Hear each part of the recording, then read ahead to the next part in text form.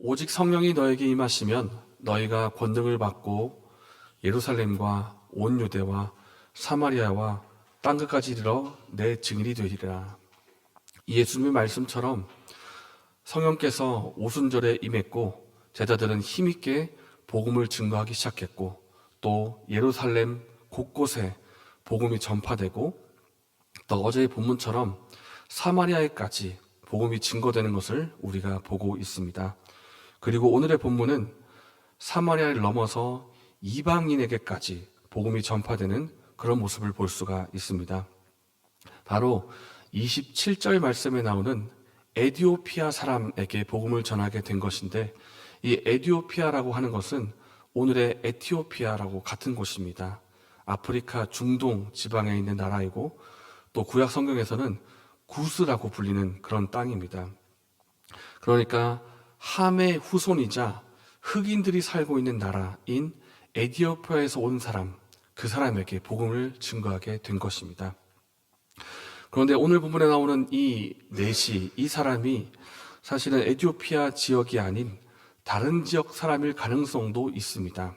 에티오피아 본토 출신이 아닌 사람인데 에티오피아에 살다가 온 곳일 수도 있지만, 오늘 본문이 분명히 말하고 있는 것은 이방 땅에서 온 사람, 그러니까 이방인에게 복음이 증거되는 그 현장을 보여주고 있다는 것입니다. 에티오피아 사람은 27절 말씀에 에티오피아 여왕 간다게의 모든 국고를 맡은 큰 권세가 있는 넷이라고 나오고 있는데, 그만큼 이 사람의 지위가 높다는 것을 볼 수가 있습니다. 그리고 또 한 가지 모습은 예루살렘에 왔다가 그것도 예배를 하러 왔다가 돌아가는 길이고, 돌아가는 길목에서도 선지자 이사야의 글을 읽고 있다, 이렇게 기록을 하고 있는데, 이것은 이 넷이가, 이 사람이 얼마나 경건한 사람인가 하는 것을 보여주는 것입니다. 그러니까 같은 나라도 아니고 다른 나라에서 예배드리러 예루살렘까지 왔습니다. 예배드리고 돌아가는 길에도 성경을 읽고 있습니다. 그만큼 그가 하나님을 예배하는 사람이고 그리고 경건한 사람이라는 것을 볼 수가 있는데, 하나님께서 이 에티오피아 사람을 눈여겨보셨습니다. 그리고 이 사람이 하나님의 구원 계획 가운데 있었습니다. 그래서 이 에티오피아 사람에게 복음을 전하기 위해서 한 사람을 보내시는데, 그가 바로 빌립 집사입니다. 26절 말씀에 하나님께서 빌립에게 이렇게 말씀하십니다. 일어나서 남쪽으로 향하여 예루살렘에서 가사로 내려가는 길까지 가라 하니 그 길은 광야라. 그래서 빌립이 주의 사자를 통해 하시는 그 음성을 듣고 광야로 내려갔더니 마침 수레를 타고 돌아가고 있는 그 에티오피아 사람을 만나게 된 것입니다. 그때 수레 근처에 간 빌립에게 성령께서 한 번 더 말씀하십니다. 이 수레로 가까이 가라. 그래서 이 말씀을 듣고 가까이 가서 에티오피아 사람에게 이렇게 묻습니다. 지금 읽고 있는 글이 깨달아집니까? 지금 읽고 있는 건 이사야의 글인데 이사야 선지자의 말이 깨달아집니까? 이렇게 물어보니까 에티오피아 사람이 대답하기를, 내가 성경을 읽긴 하지만 가르쳐주는 사람이 없기 때문에 깨닫지를 못합니다. 그때부터 빌립 집사가 이 이사야의 글의 뜻이 무엇인지를 알려주는데 32절에 나와 있습니다. 도살자에게 끌려가면서도 잠잠히 있던 이 어린 양이 누군가? 그는 바로 예수님이십니다. 이렇게 밝히 드러내면서 예수님의 복음을 이렇게 내시에게 전하기 시작합니다. 이 내시가 복음을 듣고 예수님을 영접합니다.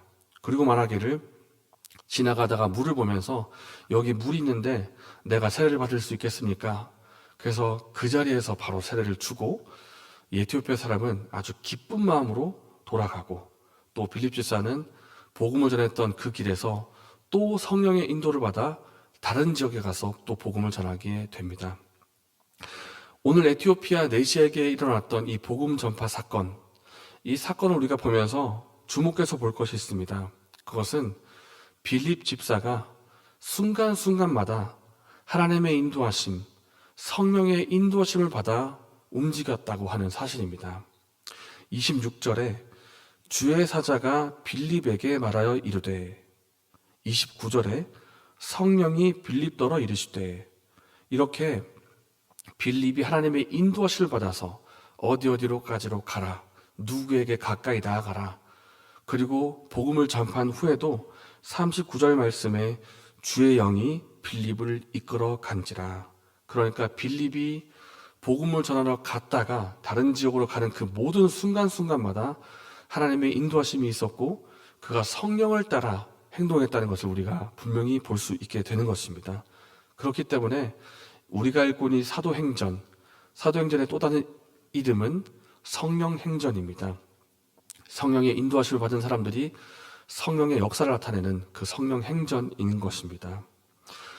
이 오늘 본문에 나오는 이 빌립 집사가 보여주고 있는 이 모습, 우리가 이것과 완전히 똑같이 할 수는 없겠지만 이 본문을 보면서 우리 자신에게 한번 질문해 볼 필요가 있는 것 같습니다. 내가 정말 오늘 하루 동안에 성령의 인도하심을 따라 살아간다면 나의 말과 행동은 어떻게 될 것인가? 우리가 에베소서 말씀도 많이 듣기도 하고 읽기도 하지 않았습니까? 술 취하지 말라, 이는 방탕한 것이니 오직 성령의 충만함을 받으라. 이 말씀처럼 우리가 정말 성령의 충만함을 받고 정말 성령의 인도하심을 받아 살아간다면 우리의 삶의 모습이 어떻게 되겠는가 하는 것입니다.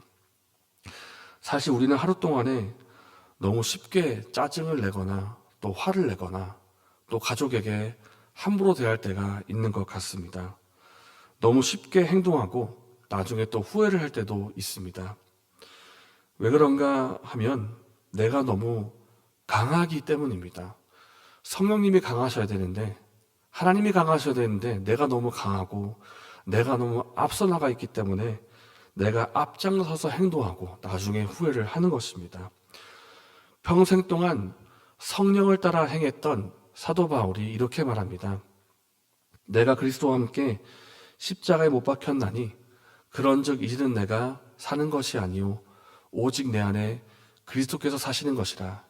이제 내가 육체 가운데 사는 것은 나를 위하여 자기 자신을 버리신 하나님의 아들을 믿는 믿음 안에서 사는 것이라.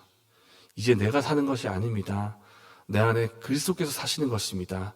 이렇게 고백한 바울의 고백처럼 나를 내세우고 나를 앞장 세우고 내가 영광받으려 하고 자꾸만 나를 주장했던 그 나를 십자가 앞에 내려놓고 이제는 나는 죽고 성령께서 인도하시는 삶, 그리고 예수로 살아가는 그 삶을 우리가 살기를 원합니다. 우리의 삶의 주도권을 주께 내어드릴 때 우리는 성령을 받은 그 제자들이 이전과 이후가 다른 삶을 살아갔던 것처럼 우리 또한 이전과는 다른 삶을 살게 될 것입니다. 이러한 은혜가 저 여러분에게 있기를 바랍니다. 이 시간 말씀을 생각하면서 함께 기도하겠습니다. 내 마음과 내 뜻을 따라서 내 영광을 추구했던 나의 옛 자아가 십자가에 못 박혔음을 알게 하여 주시옵소서. 나의 옛사람은 죽고 이제는 성령의 인도하심을 따라 예수님의 제자로 살아가는 우리가 되게 하여 주시옵소서. 이렇게 기도하고 또 내일에 있을 예배를 위해서 기도하시고 개인적인 제목으로 기도하신 후에 자유롭게 돌아가시겠습니다.